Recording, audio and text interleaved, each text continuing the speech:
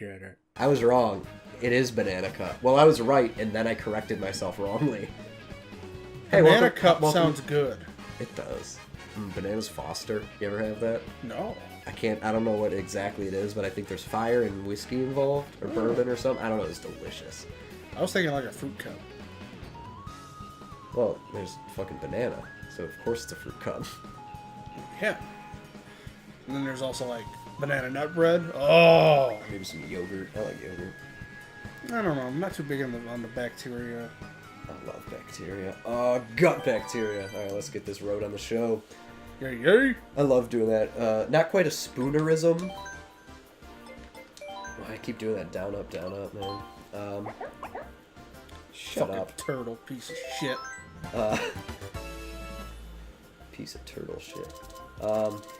Yeah, because a spoonerism is when you mix up like the first letters of one word with the first letters of the following word.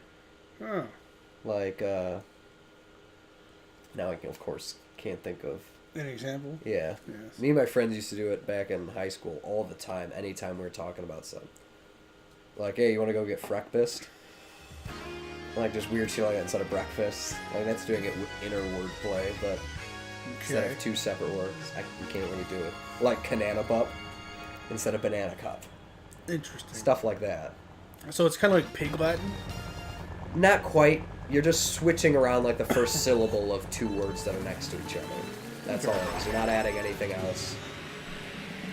Like the one I do all the time is Cario Mart. Instead of Mario Kart. But then it extended to Lucario Mart, and then I just imagine it's the Pokemon's, like, convenience store run by those Pokemon with Mario.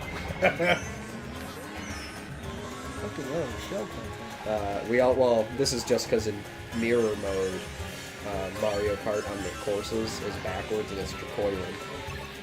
So we refer to the game as that every once in a while. Like it'd be Punshine Sarts instead of Sunshine Parts. Stuff like that. That's pretty cool. It's just dumb wordplay. And I love dumb wordplay.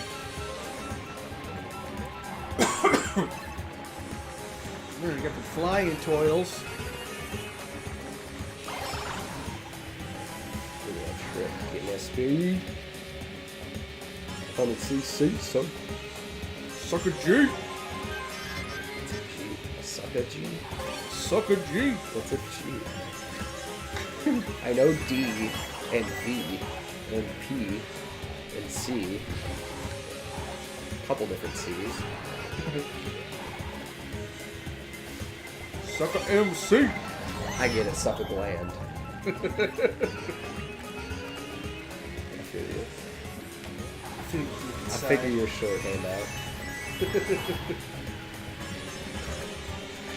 Fuck you, little bitch behind me. Oh, you bitch. Trying to take first? I swear you take first. You're pissed. I do not like the lead I do not have right now. And I don't know why. Aw, yeah, son. You know what would have made this Thank level you, Toad. That a was lot supposed to more go fun? backwards. No sand. What? Mario 3, the sun character, chasing you down. Throw that fucker in here. I do kind of wish that each level would have... I can't remember... No, they did it with... I think Double Dash was each character had a unique item. They've done that before. I would like to see each level have a unique item you could get. Because Double Dash was the one where like you had somebody else in your cart, right? Yeah, you had two people. Each of them could have an item. And I think each person had their own, like, a unique item to that character. So, incentive to play certain characters. Right. Obviously, whichever item you like. But I'd like to see, like, say, a 9, or whatever they call it. I hope they call it 9, because I like the number 9. Number 9. I'd love to see it based on the level. So, like, a level like this, yeah, it would be the sun. Yeah. You know, on a different level, it might be something simple or basic, like on a Mario level, it could just be a giant green shell, you know, instead. So, like, it wipes out, like, the entire, like, anyone in the road in front of you, it'll hit. So, no matter what, it hits someone if they're on the road, basically. The next person in front of you. Yeah, the sun could basically be, like, a blue shell, but for whoever's in front of you. Yeah, well, it could be dodged too. Like if you hop at the right time, you jump over it. Otherwise, it swoops down and just spins you out, and it'll do it up to like I don't know, just even once. But if you can hop over it, it'll go away. Yeah. Yeah. And you could have like a boo, like they used to have ghosts. So like on a haunted level, you could send a ghost after someone. Yeah, yeah. And it could just be the ghost completely covers them, so all they see is white for a short bit, so they don't know where they're going. Yeah. Like a fog sort of. They're like, yeah, there's like this. It could be a mole sort of thing, so you can throw one of them at someone specifically. Like, yeah, that would be kind of neat to see it based on the levels. So then it kind of makes sense that there might be different items depending on where you're actually at. Right. Then, of course, like, after you've beaten it or whatever, you can turn all the items on for every level or whatever. Yeah. Yeah, that'd be pretty cool. Yeah, have modes for that, so you can, like, choose when you're doing versus mode. Like, where you select frantic and that you can choose, you know, all items or course specific. Yeah, that'd be fun. Although I still love frantic. Although I'm beginning to wonder if frantic mode doesn't actually make the game a little easier in a way. Because it eliminates some of the, like, dumb bullshit as much as some of the smaller dumb bullshit. I don't know. At times I get more frustrated with non-frantic mode because there's like there's way more bananas in non-frantic, Right. which is more frustrating to me. Like I'd rather, yeah. I don't know. I like frantic though because there's so many more offensive items. I don't know that way. The one mode that would make the final countdown of Mario Kart 100 take forever would be the bombs only. Oh, God.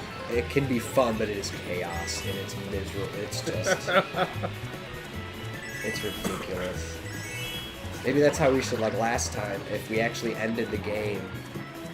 I can't remember if I mentioned this on the recording or not. Ended the game at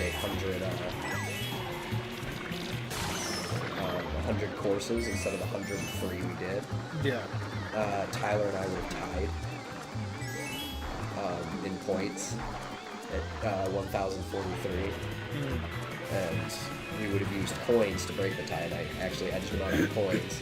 Although the one level we're missing, if I got 0 and he got 10, he'd be 1 coin ahead of me. So it's possible he could have done that, but I doubt that's what happened. Just looking at the trends for both of us on coin pickup. Yeah. Like I more than likely would have gotten at least one who would have tied. So a clear tie should be just a Babam race, like 3 races. Whoever wins that. Like, because Babam, like, I'm not going to train for that.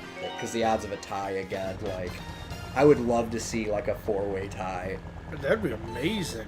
It's possible. I have every once in a while when I'm playing with Neil, depending, like, how it's going, have tried, like, purposefully to tie it, either if I've been in a lead, or usually if I'm behind, where I'll try and purposely win by just, like, 1 point.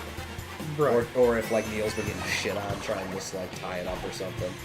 Because it's fun to me to try getting specific places on a race. Because it's just a different challenge from just going for first. It's kind of like, somebody's paying you to throw the race. Yeah.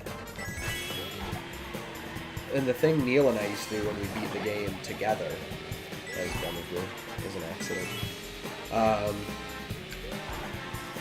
is like if we do a Grand Prix, we both play, because you can do everything I'm doing here solo, you can do it multiplayer too, which I like. It's not like if you do it in multiplayer.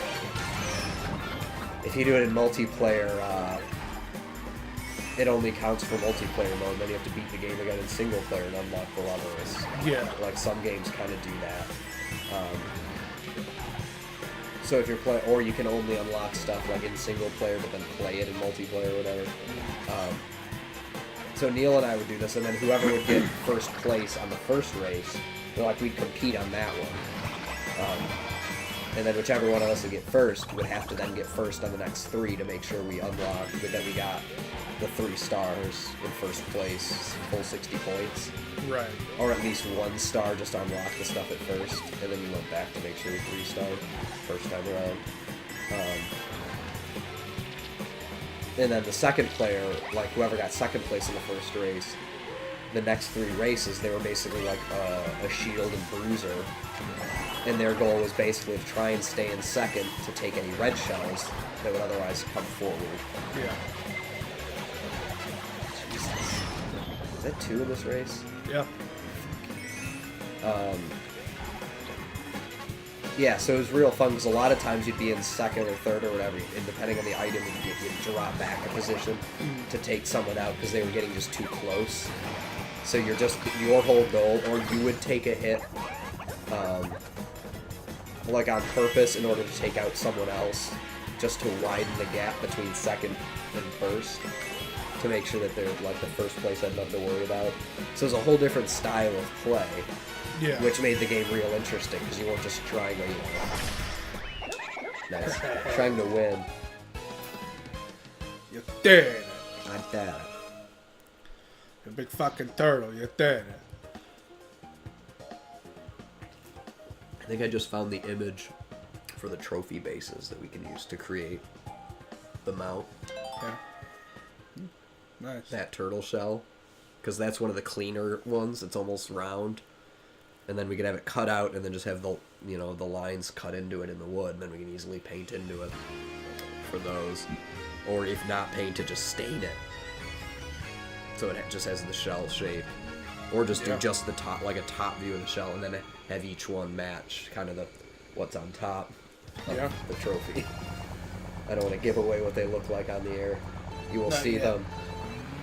You'll see them in the music video the first time. That'll be the first time. And then I would love to have a webcam specifically set on them during the game that we can cut to. The trophy cam. Because every once in a while, when we had some of the wider cuts and in the background of a couple shots, you could see some of our medals hanging that Josh made last time.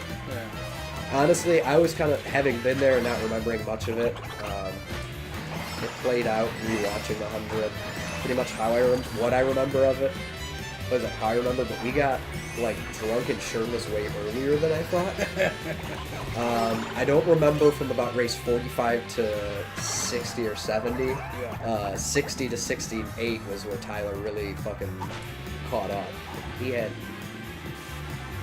I can't remember if we talked about this on the recording before since I've done these stats. I don't think we have.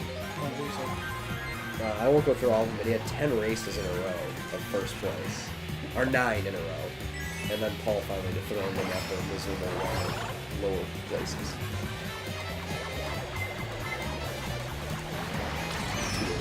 Shit. Done it before. I don't know if I've done it on this show yet. I can't remember. You can run them? Yeah, with a boost. I think the first time I ever did it, I didn't know you could. I think I hit a boost on the ground at just the right time, like just drove over it and escaped. And was like, what the fuck just happened? And then, yeah, the farm of potato. And then, and then looked it up online and found out, you can't avoid them with strategic use of boosts. But I believe from watching AGDQ speed run of 32 courses, 200cc Mario Kart. That's awesome games done quickly. People haven't. If you don't watch that, you should. It's just great people playing awesome video games. Like mostly speed runs and stuff. And just doing amazing stuff within the games. Except Mario Kart wasn't super amazing. Some of the info was good though. Like to escape the blue shell, there's only 4 to 5 or 6 frames of time that you have to hit that mushroom. Neo can do it. I would say probably better than 50% of the time. Like maybe 2/3 of the time he can catch that. That is insane. So, and then they're talking about how difficult it is, and I'm like, I get it about 50-50, maybe 1/3 of the time up to 50-50. So I'm a little worse off than Neo, but I'm like, it's not. I guess we just play enough that maybe we're actually pretty fucking good at this. Because I always worry, like, we're good against each other and Paul and Tyler, but then if we actually went up against anyone who actually plays a bunch, we'd suck ass. Yeah. That's so I want to start trying, like, after this competition's over, or I'm at least done with recording all of these episodes, I want to start trying to see if I can do speed runs and see how fast I can go through, test I don't think I want to do speed runs for time trials. Yeah. I think I want to do just like 32 races, 200cc. Especially, I want to train on disc, and then I'll get the download version of the game and pay for it if it's faster, if I think I can break a world record or some shit. Alright, well, that's Banana Curp done. 3-star again. Banana Cup. And then we got Leaf next, and we will see you then on Eightful Hate. Bitches. Oh.